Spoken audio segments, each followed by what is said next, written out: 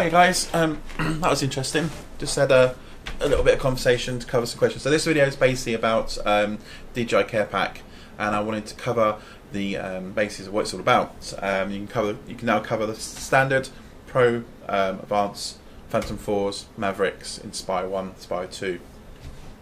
Now the Care Pack I wanted to cover because obviously it's quite common questions and stuff, and I've been repairing these drones for the last quite a few months now, and this week's been very busy. I've had loads of drones in. I've had standard, I had the Phantom 3 Professional Advance, I've got loads of 4s to repair and I've got some more inbound ones, and I've obviously now got the Inspire coming for repair as well, which is quite cool, so thanks very much guys for that. I wanted to cover the Care Pack because obviously a lot of these guys here, these customers here that are sending them in, are paying quite a bit of money. I mean, I've seen them having quotes from other repair companies coming in about £300. One particular drone, the Phantom 4, is coming in soon. It's not this one, there's another one coming in.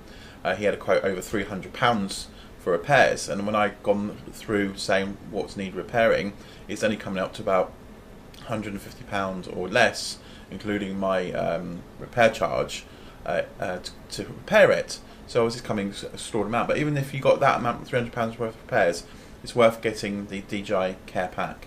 Now, DJI Care Pack ranges from cost depending on what drone it's for. So for the standard, it's £125 at this time of this video being made, and it's about £230. I think it's £235 for the Phantom 4s.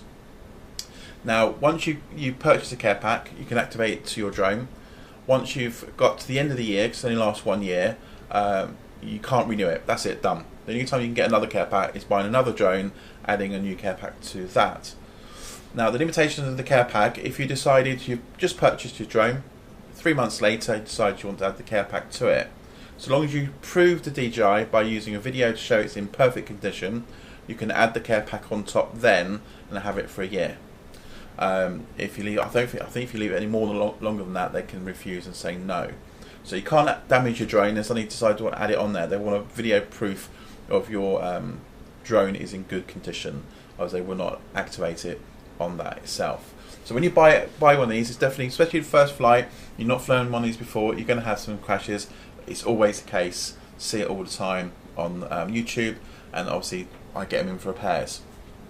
So it's well worth purchasing your drone with the Care Pack on it straight away, because like for instance the Phantom 3 is coming in very much all the time damaged.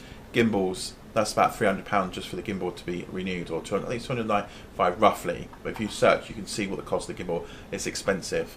If the ESC boards, because sometimes if you crash and the prop is stuck in the ground and the motor's still spinning, it will burn the ESC chip out straight away. It's very easy. You can even do it just holding one motor and spinning it up. You can blow the ESC chip very easy. That's how easy it is to do it on the Phantom 3s.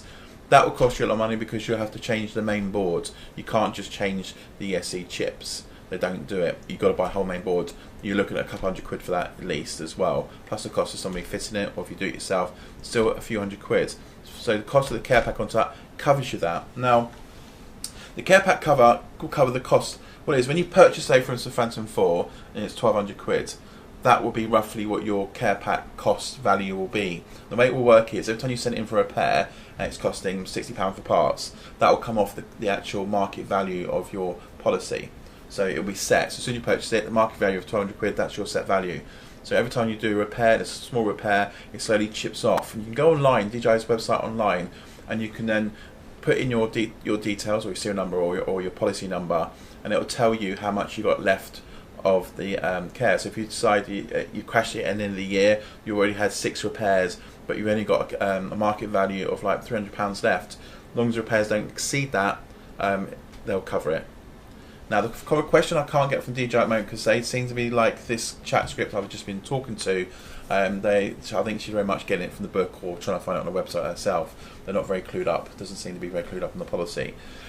So I can't get from them saying that if I've done quite a few repairs and it's dropped the value of my Care Pack itself, then find out the next crash I had writes the drone off, whether they still will send a drone out. But from what I can make out so far, not 100% clear again from DJI, if you first crash it and it's written off, they will send you a brand new drone straight out. You can't renew this policy after the end of the year. As I said before, you've got to buy a new drone to do it. which is a bit of a shame. But for first time flying anyway, people always have crashes. Like when you first time start driving, you always have a crash somewhere along the line. So it's definitely, for the value of the drone, it's definitely worth paying £235 an extra on at least a £1,200 or £1,500 drone or more. It's definitely worth having that. And on these, because they're like £500 roughly now, £125 is not too bad, especially if you do end up damaging the gimbal like this one here itself. It's definitely worth the value of the care policy for the first year anyway, at least. Then after that, if you're still flying it, you can't renew it, that is it, then you're on your own. Then you'll have to then get it into normal repairs and pay the normal standard costs. So I wanted to cover the care pack because there's a lot of questions came around about the care pack and the ins and outs of it. So that's basically how it works. So if you have any other questions or not quite sure, let me know in the comments below. And if you've got the care pack and you've actually been using it, again, comment below, let me know how you get on with it and how easy it is for DJI to get in touch, get it sent to you, how long does it take and stuff. It'd be interesting to know as well on that side. So thanks for watching, guys. So any more questions that are coming up, or if I find any more details about the care pack, or I know they've got some other stuff coming out, I'll produce a video and do it in detail for you as well. So thanks for watching, guys, and see you soon. Cheers.